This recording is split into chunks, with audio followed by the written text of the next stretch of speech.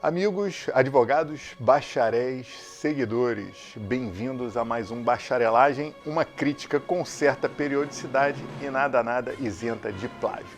O tema de hoje, os Albertinhos da advocacia.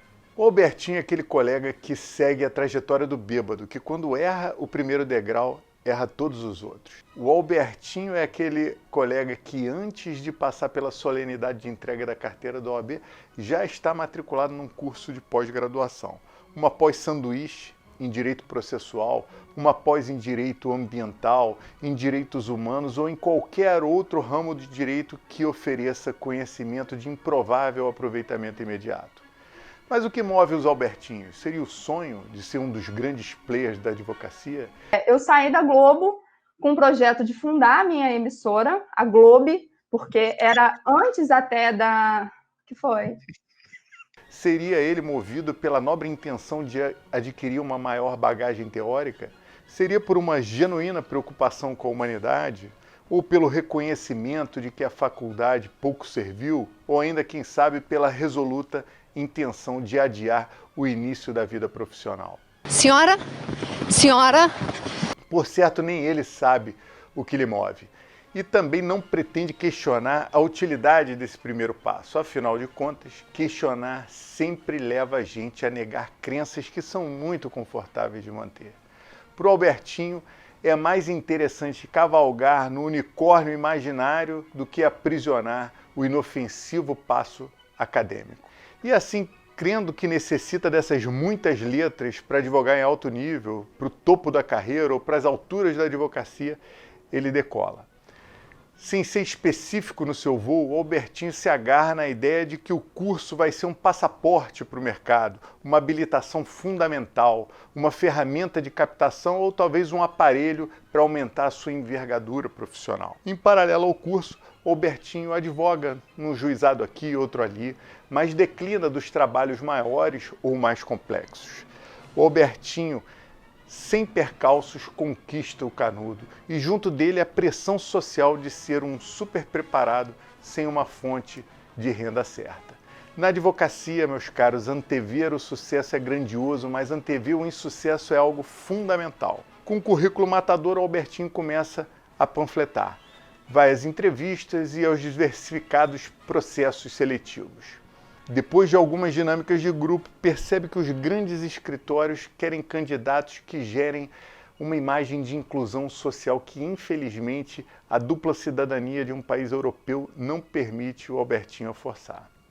Ele cogita até se declarar identificado com um oriental, aquele tipo comum nas universidades federais que come de palitinho, mas exige usar o banheiro feminino para parar sua hirsuta barba que escorre pelo decote do seu vestido florido. A falta de ousadia leva Albertinho para um médio escritório a convite de um contraparente. E lá, em pouco tempo, seus novos colegas percebem que o Albertinho carece daquele olhar para o essencial, para as soluções viáveis que a advocacia tem. A pressão social para de incomodar, mas os anseios da vida adulta começam a atormentar o Albertinho. Morar só, casar, cavalgar no unicórnio em busca do sonhado pote de ouro. Com autoestima abalada, o Albertinho dá ouvidos aos que lhe querem bem e se entrega ao fetiche do concurso público. Cai no canto da sereia de uma fonte de renda certa num futuro incerto. A nova rotina dele agora são 6 horas de sono, 12 horas de estudo e outras 6 horas justificando as suas queixas presentes, suas ansiedades futuras e as suas permanentes revoltas. Passado um ano, conclui que aquilo não é vida, que concurso é uma fila empacada, que servidor público ganha mal e que não quer mudar de cidade em hipótese alguma para tomar posse em algum cargo. Decide assim ouvir a voz já rouca da sua consciência, abandona aquela infelicidade consciente e concurseira e vai atrás da sua verdadeira vocação, a advocacia. Se sorte é um cálculo bem feito, o azar pode ser um erro de cálculo. É nesse momento que Albertinho recebe a proposta de um dos grandes escritórios da cidade, salário e bônus anual. O trabalho é duro, mas Albertinho abraça o esforço e renuncia a si. Afinal de contas, é o seu sonho, é a sua vocação. O entusiasmo é tão grande que ele chega a professar sua fé no mundo da advocacia corporativa. Isso sim é advocacia. Carente de tempo e com sobra de vaidade, a nova rotina afasta Albertinho da família e dos amigos, porque para quem quer crescer, já não basta só a audiência doméstica. E finalmente, ele está no grande jogo, mergulha com gosto nos trabalhos forçados, na jornada exaustiva, nas condições degradantes e na restrição locomotiva. Aceita tudo isso impulsionado pela dívida contraída com os seus sonhos mais elevados. E nessa mentira existencial, ele não se dá conta de que trabalho forçado, jornada exaustiva, degradação, restrição de ir e vir, em razão de dívida, é a tipificação literal de trabalho análogo à escravidão. É tarde para o Albertinho, ele já desceu muito baixo para subir na carreira e para ele só resta avançar. Passado o tempo, o Albertinho recebe uma avaliação negativa, que lhe subtrai uma fatia do seu bônus anual. Essa frustração material leva Albertinho a uma privação intelectual, a um ataque de fúria. E o compliance, ciente, em vez de punir, porque compliance nunca, jamais pune quem traz resultado, resolve promover Albertinho para um posto mais discreto. Apesar de escalar na remuneração, ele vai seguir ganhando apenas o suficiente para se endividar. Mas a promoção traz um novo fôlego, expectativas de reconhecimento, de crescimento, de escalada no plano de carreiras piramidal. Nesse novo ambiente repleto de outros Albertinhos, cada um infeliz à sua maneira, ele se diferencia por ser o único sem uma ou mais pensões alimentícias para pagar. Trabalhando apenas para satisfazer os seus apetites, ele encarece seus gostos, cai na soberba e no comodismo. Com o tempo deixa de produzir como antes, o que o torna prescindível para o escritório. E ele acaba substituído por uma antiga trainee sua que gozava da admiração de um dos sócios. Disseram que ele não entregou o que se esperava dele, mas o Albertinho entregou mais do que ele próprio dispunha. Entregou o seu melhor período produtivo. O sentimento de inferioridade é comumente confundido com um sentimento de ambição. E negando aquele tombo, o Albertinho não aceita o briefing de desempregado. Fecha o seu strategic plan para contemplar o aluguel e a prestação da BMW 2015 que comprou.